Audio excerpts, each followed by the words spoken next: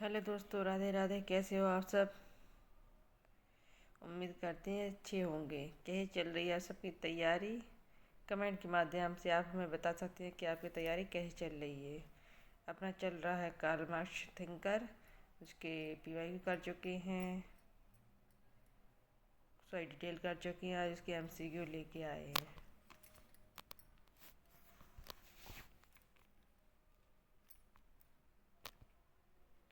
चलिए पहले क्वेश्चन पढ़ते हैं।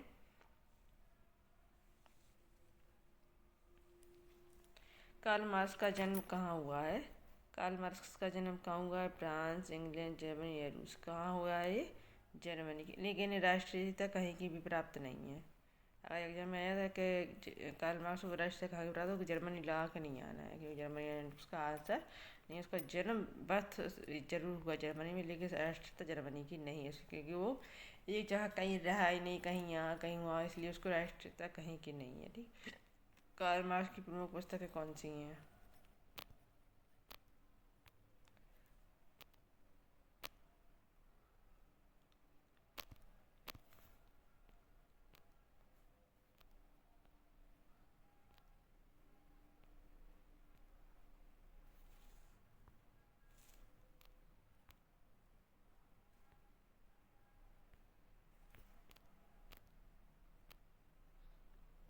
बताइए कौन सी है? लेवियथन है, रिपब्लिक है, दाश कैपिटल या सोशल कॉन्ट्रैक्ट? लेवियथन किसकी है? हॉब्स की। द रिपब्लिक किसकी है बताइए? सोशल कॉन्ट्रैक्ट किसकी है? रूसो की। रिपब्लिक मैकियावेली की। तो क्या है? दास कैपिटल हो जाएगी मार्क्स की। द कम्युनिस्ट मैनिफेस्टो किसने लिखा था? मार्क्स और इंगल ने, मार्क्स अकेले ने, हेगल ने, रूसो ने? किसने लिखा? दोनों ने मिलकर। इंगल्स इनके बहुत अच्छे दोस्त रहे हैं मार्क्स के, तो इन दोनों ने मिलके लिखा है, मार्क्स और इंगल्स ने। इंगल्स इतने अच्छे दोस्त थे इनके कि लिख तो सारे बुक पहले ही गए थे। मार्क्स सारी बुक्स उनकी रिटर्न तो पहले हो गई थी, लेकिन पब्लिश नहीं हुई थी। तो उनके मरने के बाद सारी बुक पब्लिश किसने करवाई है? इंगल्स ने। ठीक है, सारी बुक उनकी पब्लिश हुई हैं उनके मृत्यु के बाद।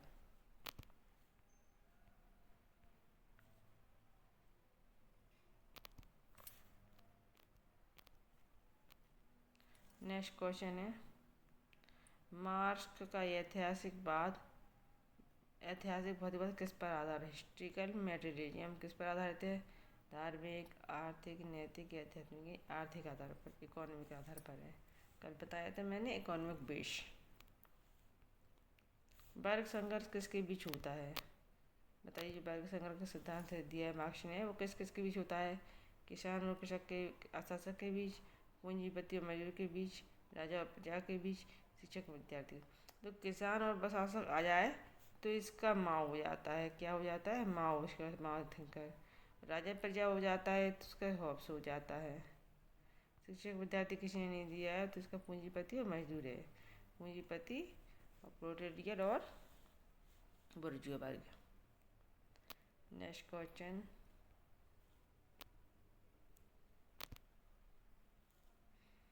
अधिक मूल्य का सिद्धांत किससे से संबंधित है? अधिक मूल्य यानी हमने कल बताया था अत्यधिक। तो नैतिक मूल्य से, धार्मिक मूल्य से, आर्थिक शोषण या राजनीतिक, तो आर्थिक शोषण से है इसका अधिक मूल्य का संबंध। Next question, religious is the opium of the people, यह किसने कहा है? हीगल ने, रूसो ने, कार्ल मार्क्स ने? तो कार्ल मार्क्स ने कहा। ये क्वेश्चन नंबर 7 का आंसर सी।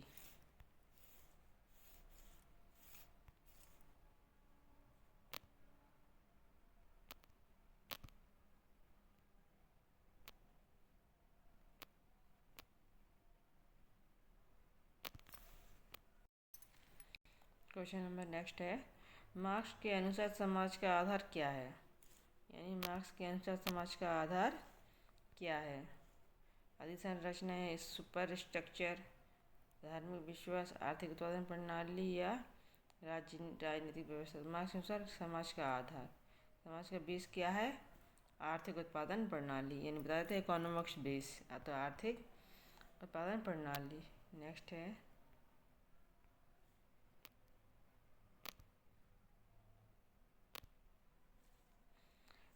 मार्क्स के अनुसार राज्य क्या है? सर्वोच्च समाज की सर्वोच्च संस्था है राज्य, वर्गीय शोषण का उपकरण है, नैतिक संगठन या धर्म। तो कल हमने बताया था इंस्ट्रूमेंट। समाज के अनुसार, मार्क्स के अनुसार राज्य का क्या है? एक इंस्ट्रूमेंट यानी उपकरण है, ठीक है, इंस्ट्रूमेंट।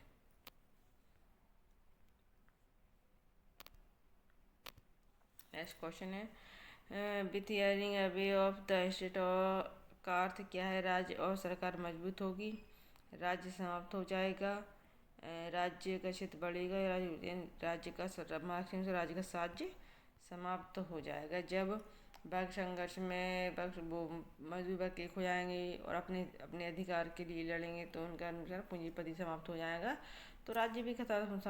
जब सब लोग बराबर हो जाएंगे तो राज्य का कोई मतलब भी नहीं होगा, तो राज्य समाप्त हो जाएगा।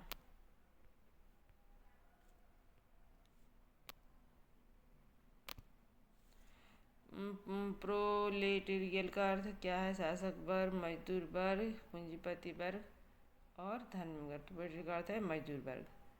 बुर्जुआस का भी बताया था कल मैंने, बुर्जुआस का क्वेश्चन भी आएगा।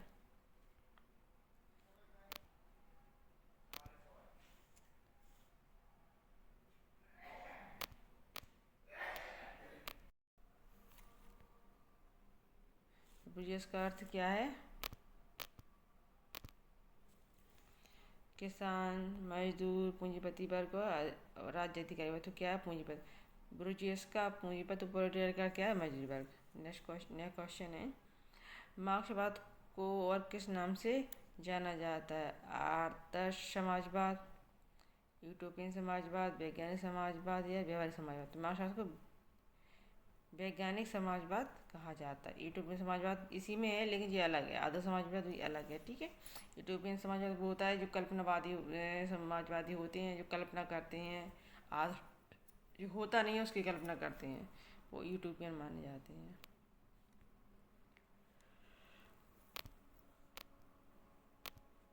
नेक्स्ट क्वेश्चन है एलिनेशन का क्या अर्थ है?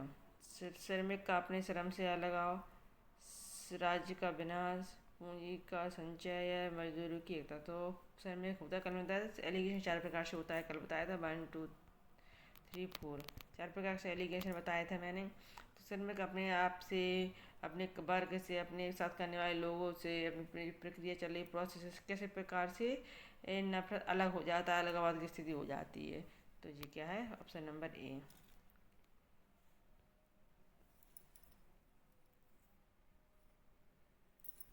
नेक्स्ट क्वेश्चन है मार्क्स का अंतिम लक्ष्य क्या था? राज्य की स्थिरता, वर्गहीन समाज, धार्मिक सुधार, लोकतंत्र की स्थापना। तो इसका आंसर है वर्गहीन। मार्क्स क्या चाहता था? वर्गहीन समाज, यानी किसी प्रकार का वर्ग न रहे, ऊँची कोई बड़ा आदमी या छोटा आदमी न रहे, कोई पूंजीपति या गरीब न रहे, सब एक समान हो जाए, तो वर्गहीन समाज।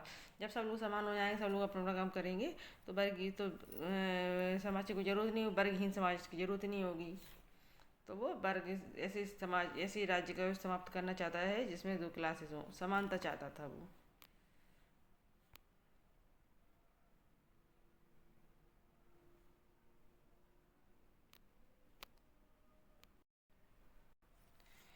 चलिए अच्छा एक सारांश दिया है इसमें, नहीं है, आप बताइए। चलिए इम्पोर्टेंट है, इससे आपको समझ में आ जाएगा कौन सी चीज़ किस पर।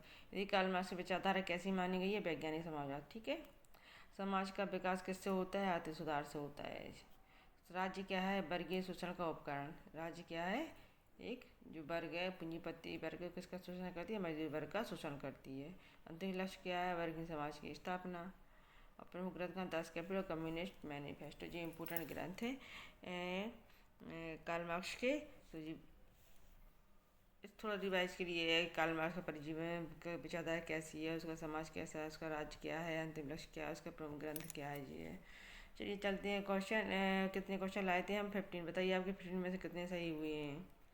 कमेंट में ज़रूर बताना है कमेंट में कितने क्वेश्चन सही हुए हैं। चलिए चलते हैं दोस्तों, मिलते हैं नेक्स्ट क्लास में। लाइक कीजिए, शेयर कीजिए और चैनल को सब्सक्राइब कीजिए प्लीज़, और देखते रहिए। नेक्स्ट क्लास में मिलते हैं। Thank you for watching. जय हिंद।